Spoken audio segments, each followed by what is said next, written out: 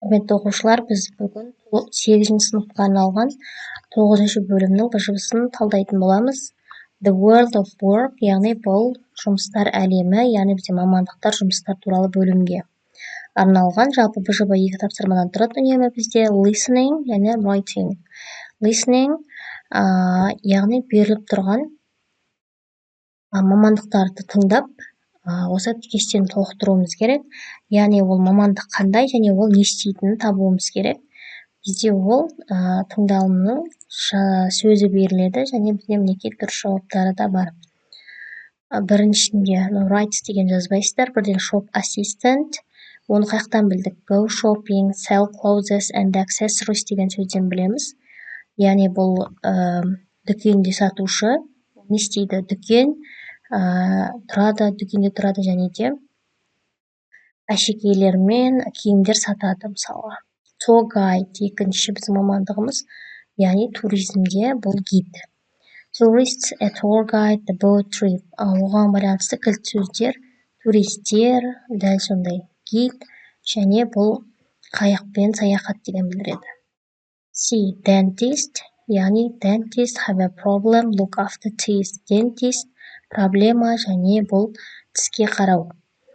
Pilot, love flying, fly planes, fly in Europe. Яғни ұшақты жақсы көру, ұшқанда, ұшақтарды жақсы көру, Европаға ұшу деген сияқты кілтті сөздерден білдік. Nurse, бұл мейірбике, медбике. A hospital, doctors, patients, give medicine, look after. Оған байланысты, яғни аурухана, дәрігерлер, пациенттер, дәрі беру, қарау, бағу деген сөздерден біліп тұрмыз. Мінекей бұған барлығына, яғни бізде 5-еуіне 10 балл берілетін сияқты. Қарап жіберейік. 10 балл, екінші тапсырмаға 4 балл, сонда барлығы 14 балл. Оны қай жақтан тексерем десеңіздер, бізде транскрипт деген нәрсе болады, яғни ол тыңдалымның текст түрі мінекей, содан қарап тексеріп алсаңдар да болады. Яғни біріншісіндерде ол тек қана sales, clothes, accessories деп берілген, және мамандықты өздерің тап деген тыңдау арқылы. Екіншісінде tour guide мінекей. Үшіншісінде dentist, төртіншісінде fly, яғни ұшуға байланысты, және соңғысында hospital, medicine, help the doctors, яғни бұл дәрігер емес, дәрігері көмектесуші медбике. Содан қарап тексере аламыз. Енді екінші тапсырмаға көшсек. Екінші тапсырма бізде writing. Think about one job. Яғни бір мамандық туралы ойлаймыз. Without naming, оның атын айтпай, оған анықтама береміз.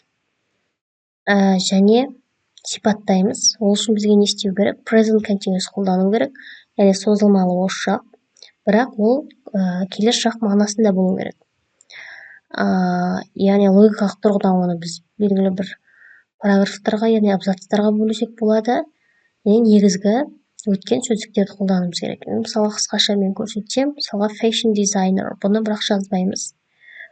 It is a professional who works in the world of fashion, designing and creating new clothing items for models to wear. Ол дегеніміз кім? Яғни ол қаяқта мода әлемінде жұмыс істейді. He, she is designing деп алсақ болады. Бұл жерде бізде бұл неге continuous болады да, бірақ бұл болашақтағыны да білдіреді. Яғни designing and creating new clothing items for models to wear, модельдерге киетін in the future деп қоссақ болады. Сол кезде ол келер шақта киетін нелерді табады. Ойлап табады, яғни киімдерді болашақта киетін. Соған мысалға осылай жазып, әлде де ұзартсаңдар болады, тағы мамандықтар қосаңдар бұған 4 балл беріледі. Тағы да сұрақтарың болса, комментарийға жазып, лайк басуды және де каналға тіркелуді ұмытпаңдар. Okay, goodbye, good luck to you. Сәттілік тілеймін, сау болыңдар.